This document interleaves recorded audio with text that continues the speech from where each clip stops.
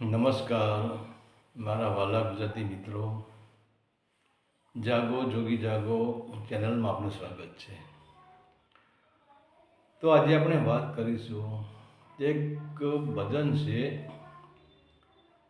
આમ જોવા જઈએ તો ભજન પિક્ચરનું જ છે, પણ એમાં ઘણું બધું રહસ્ય બતાવી દીધું છે. તમે જુઓ, આજે આપણા ધાર્મિક પુસ્તકોનો પણ અમુક એવા શબ્દો જે સિનેમાવાળાએ પિક્ચરવાળાએ એવા એમને ગીતોમાં લીધા છે કે આપણે ધાર્મિક ગ્રંથોને નહીં, પણ જ્યાં પિક્ચરની કોઈ પણ એક લીટી, એક ગાયનનો એક શબ્દ આપણને સમજાઈ જાય ને, તો પણ આપણો બેડો પાર થઈ જાય. તો ખરેખર આ બે પ્રેમીઓનું જ ગીત છે આમાં. અને પ્રેમી એટલે પરમાત્મા. જ્યાં પ્રેમ છે ત્યાં જ પરમાત્મા છે, અને જ્યાં પ્રેમ છે ત્યાં વાસના નથી, જ્યાં પ્રેમ છે ત્યાં શરીર નથી. કારણ કે ભલે માણસનું આપણે રૂપ જોઈએ છીએ, પણ જે પ્રેમ છે ત્યાં રૂપ નથી, ત્યાં અરૂપ થઈ જાય છે. અને જ્યાં અરૂપ છે, આજે આપણે જોઈએ છીએ કે આપણા સમાજમાં આપણે આજે જોઈએ છીએ કે આજે આ કળિયુગની અંદર આપણે જોઈ રહ્યા કે દીકરો દીકરીને જુએ છે, દીકરી દીકરાને જુએ છે, અને બંનેના બધા ચહેરા જ જુએ છે. એનો ચહેરો કેટલો સુંદર છે, એનું નાક કેવું છે, એની આંખો કેવી છે, એના કાન કેવા છે, એના હોઠ કેવા છે, એ કેવું બોલે છે, એના હાથ કેવા છે, કેવું ચાલે છે, આ બધું જ લોકો જુએ છે. તો આ બધું શું છે? આમાં પ્રેમ નથી. જ્યાં ચહેરો જોવાય છે ત્યાં પ્રેમ નથી, અને ચહેરો ન જોવાતો હોય અને અંદરથી પ્રેમ પ્રગટ થતો હોય, એકબીજાના અંદરથી એક જીવાત્માથી બીજા જીવાત્મા મળતો હોય, એક આત્માથી બીજો આત્માનું મિલન થતું હોય. અને ખરેખર લગ્ન એટલે શું? લગ્ન કોને કહેવાય? લગ્ન આજે આપણે જે લગ્ન કરીએ લગ્ન નથી, એક વાસનાના 4 ફેરા છે. એ લગ્નના 4 ફેરા નથી. લગ્ન તો એને જ કહેવાય. લગ્ન એટલે લગ્ની. લગ્ની ઉપરથી લગ્ન શબ્દ જાહેર થયો છે. તો જેને જે સ્ત્રીને જે પુરુષ પ્રત્યે લગ્ની લાગી જાય, જેમ કે આપણે જોઈએ કે મીરાને ભગવાન કૃષ્ણ પ્રત્યે લગ્ની લાગી ગઈ, નરસિંહને ભગવાન કૃષ્ણ પ્રત્યે લગ્ની લાગી ગઈ, રાધાને મીરાને લગ્ની લાગી ગઈ, રાધાને કૃષ્ણને લગ્ન લાગી. એક લગ્ન એટલે લગ્ની. પણ હવે તો આપણે જો લગ્ન જેવું કંઈ જ નથી, અને લગ્નીમાંથી આપણે લગ્ન કરી નાખ્યા. તો હવે લગ્ન જે લાગે છે, હવે જે લગ્ન થાય છે, એ બધા વિષય વાસનાના લગ્ન થાય છે, એ ચહેરાના લગ્ન થાય છે. પરંતુ એ લગ્ન નથી, એ લગ્ની નથી, અને લગ્ન છે. પણ આજે તમે જો લગ્ન એટલે તો એક મનોરંજન થઈ ગયું છે. નહીંતર જ્યારે જે દીકરી પોતાનું જે પિયરી છોડીને બીજા પુરુષના હાથમાં હાથ આપતી, ત્યારે એમ ધરુજી જતી કે આજ દિવસ સુધી મારી આ કાયાને મારા ભાઈએ સ્પર્શ કર્યો છે, કે મારા બાપે સ્પર્શ કર્યો છે, કે મારી માએ સ્પર્શ કર્યો છે. આજ સુધી આ કાયાને કોઈ સ્પર્શ કરી શક્યું નથી. પણ આજે હું એક બીજા પુરુષના હાથમાં મારો હાથ આપી રહ્યો છું, બીજો પુરુષ આજે મારી કાયાને સ્પર્શ કરી રહ્યો છે. અને એ ટાઈમે કહેવા છે કે એને ડુંગરો પણ ઉમરો છે, પણ ડુંગરા જેવો લાગે છે, એટલે એને પકડીને લાગી પડતી હોય છે. તો એ હતી લગ્ન હતી, એની લગ્ન હતી એકબીજાની. ભલે અપરિચિત માણસો, જ્યારે સ્ત્રીએ પુરુષને ના જોયો હોય, પુરુષે સ્ત્રીને ન જોયું હોય, એનો સ્વભાવ કેવો છે, એ કેવો છે, એ જોઈને, પણ એમ છતાં જેને સમર્પણની ભાવના હતી, એને લગ્ન કહેવાતા. અને આજે કોઈ લગ્ન જ નથી. આજે કહીએ કે અમારી દીકરીના લગ્ન, અમારા દીકરાના લગ્ન, આપણે લખવા ખાતર લખી દઈએ છીએ, કંકુથી સફાઈ દઈએ છીએ. પણ તમે જુઓ, લગ્ન એક આજે મનોરંજન થઈ ગયું છે. અને એ વાત છોડો, આજે ભક્તિ એ પણ મનોરંજન થઈ ગયું છે. તમે જુઓ, આજે સ્ટેજ પ્રોગ્રામ થાય છે, સ્ટેજ પ્રોગ્રામમાં તમને ક્યાંય ભક્તિ દેખાય છે? ક્યાંય ભજન દેખાય છે? ક્યાંય ભજનનો સારાંશ દેખાય છે?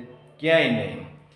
અને કોઈના ઘરે જો ભજન થતા હોય તમે જુઓ, એ ભજન જેમ જેમ પેલો પૈસા ઉડાડે ને, એમ ઊંચા થઈ થઈને ભજન ગાતા હોય, ઠેકડા મારતા મારતા ભજન ગાતા હોય, તો આ એક ભજન અને આજે ભક્તિ એક મનોરંજન થઈ ગયા છે. તમે જો કોઈ સંત આપણા ત્યાં સાનિધ્યમાં આવે, આપણે કોઈ પણ કથાકાર કરાવતો હોય એના પર આપણે પણ રૂપિયા જ ફેંકીએ છીએ. એટલે એક મનોરંજન થઈ ગયું છે, એક આવકનું સાધન થઈ ગયું છે. તો આમાં લગ્ન ક્યાંય નથી, ભક્તિમય લગ્ન નથી, કથામય લગ્ન નથી, સત્સંગમય લગ્ન નથી, કે દરેકની નજર હવે વાસના ઉપર એટલે કે સંપત્તિ ઉપર ટકી જાય છે, અને સંપત્તિ સિવાય ક્યાંય પ્રોગ્રામ થતા જ નથી. તો લગ્નમાં પણ એવું છે, લગ્ન પણ એકબીજાના ચહેરા જુએ છે, અને ચહેરા જોઈને જ લગ્ન થાય છે. અંદરનું હૃદય તો કોઈ જોતું જ નથી. જો દીકરીનો ચહેરો કાળો હોય તો એના લગ્ન કરવા મુશ્કેલ પડી જાય છે. ભલે અંદરથી એ પવિત્ર રહી, એ દીકરી અંદરથી સતી સાવિત્ર જેવી રહી, પણ એના લગ્ન કરવા બહુ મુશ્કેલ પડી જાય છે. તો અત્યારે લગ્ન નથી, અત્યારે લગ્ન છે.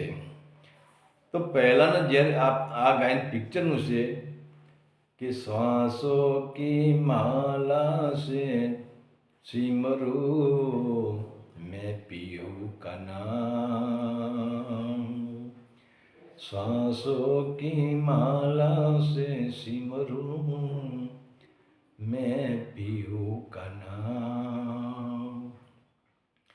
હવે આ ખરેખર તો પ્રેમનું ગીત છે, અને પ્રેમનું ગીત જ પરમાત્માના ગીતને લાગુ પડે છે. કારણ કે આપણે બહારની જેમ આ જે પત્ની છે એના પતિને પીયું કહે છે, એમ આપણી સુરતા છે, એ સુરતા એ પત્ની છે, સુરતા એ દીકરી છે, સુરતા એ કુંવારી કન્યા છે, અને પીયું એટલે કે શબ્દ એનો પીયું છે, શબ્દ પરમાત્મા એનો પીયું છે. પરંતુ હવે આપણે શ્વાસોની માળાને તો છોડી જ દીધી છે. આપણે શ્વાસ ઉપર ધ્યાન આપતા જ નથી, અને મોટા મોટી જો માળા હોય તો શ્વાસની માળા આનાથી મોટી આ જગતમાં કોઈ પણ માળા નથી. કારણ કે આપણે તમે રુદ્રાક્ષની માળા લો, તુલસીની માળા લો, 51 મણકાની માળા લો, 54 મણકાની માળા લો, 108 મણકાની માળા લો, તો માળા તમારે એના નાશ મણકો આવ્યો, નાશ મણકો આવ્યો, તમારે મણકો ફેરવવો પડશે. હવે તમે મણકો ફેરવો છો ને તમે મંત્ર જાપ કરી રહ્યા છો, તો તમારું કેન્દ્ર ક્યાં હશે? આ મણકામાં જ કેન્દ્ર છે. મણકો ફર્યો કે ના ફર્યો, માળા પૂરી થઈ કે ના થઈ. અને અહીંયા જે મેરુદંડ આવે છે એનાથી પછી માળાને ઉલટાવી પડે.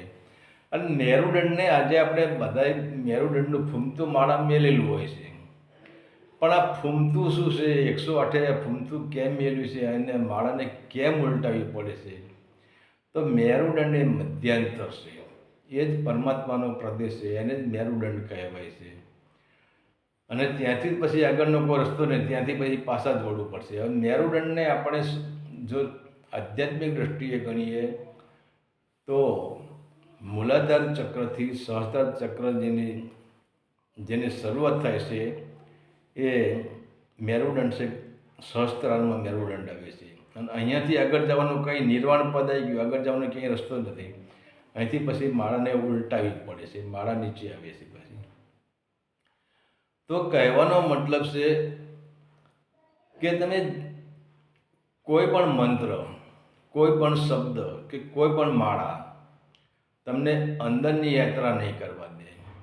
અને તમારે જો ખરેખર સત્યના માર્ગ ઉપર ચાલવું હોય, તમારે 108 મણકા છે, એ 108 મણકાને પૂરા કરીને મેરુદંડ સુધી પહોંચવું હોય, અને 108 મણકા મતલબ 7 ચક્રના જુદા જુદા ભાગ છે, એને આપણે 108 કહીએ છીએ. તમારે જો મેરુદંડ સુધી પહોંચવું હોય તો બહારની માળા કોઈ કામમાં આવવાની નથી, બહારનો મંત્ર પણ કોઈ કામમાં આવવાનો નથી. ભલે તમે પછી ઓમ કરો, કે ઓમ નમઃ શિવાય કરો, કે હરિઓમ તત્સત કરો, કે જય ગુરુદત્ત કરો, કે જય ગિરનારી કરો, કે સોહમ કરો, કે સતનામ કરો, કે આદેશ કરો, તમારે જે મંત્ર કરવો એ કરો. પણ જ્યાં શબ્દ છે ત્યાં આગળની અંદરની યાત્રા થતી નથી. અને જ્યાં માળા છે ત્યાં માળામાં પણ અંદરની યાત્રા થતી નથી. કે માળામાં હાથની આંગળીઓને કર્મ કરવું પડશે, જીભને કર્મ કરવું પડે છે, અને મનને પણ કર્મ કરવું પડે છે. કે મન વિચાર કરે છે કે મણકો ફરે છે કે નથી ફરતો, મન ખાતરી રાખે છે કે મંત્ર બોલાય છે કે નથી બોલાતો, અને જેમ જેમ મંત્ર બોલાય એમ ખબર કે એક મણકામાં આપણે ઘુમાવવો પડે છે. તો આ બધી બહારની યાત્રા થઈ જાય. પણ પરમાત્માના મિલન માટે એક જ રસ્તો છે, એક જ મંત્ર છે, એક જ માર્ગ છે, અને એ છે શ્વાસોની માળા, જેમાં ગણવાની જરૂર નથી. જે અતૂટ માળા છે, જે માળા તૂટતી જ નથી, એવી અતૂટ માળાને આપણે પકડી લઈએ. અને શ્વાસોની માળામાં કોઈ શબ્દની જરૂર જ નથી.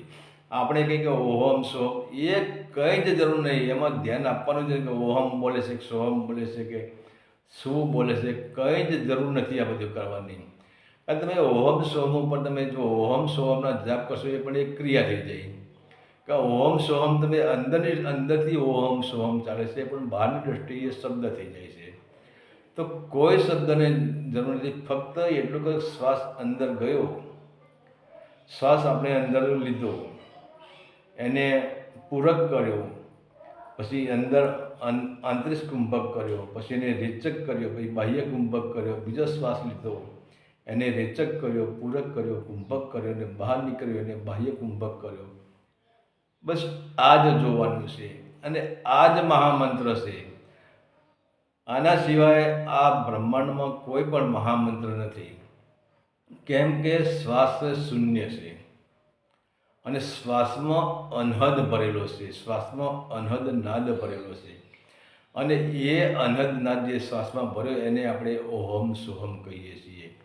બીજા નંબરે કે આપણું જે મન છે, જ્યારે જન્મ વખતે મન શૂન્ય હતું, પણ સમાજે કચરો ભર્યો છે.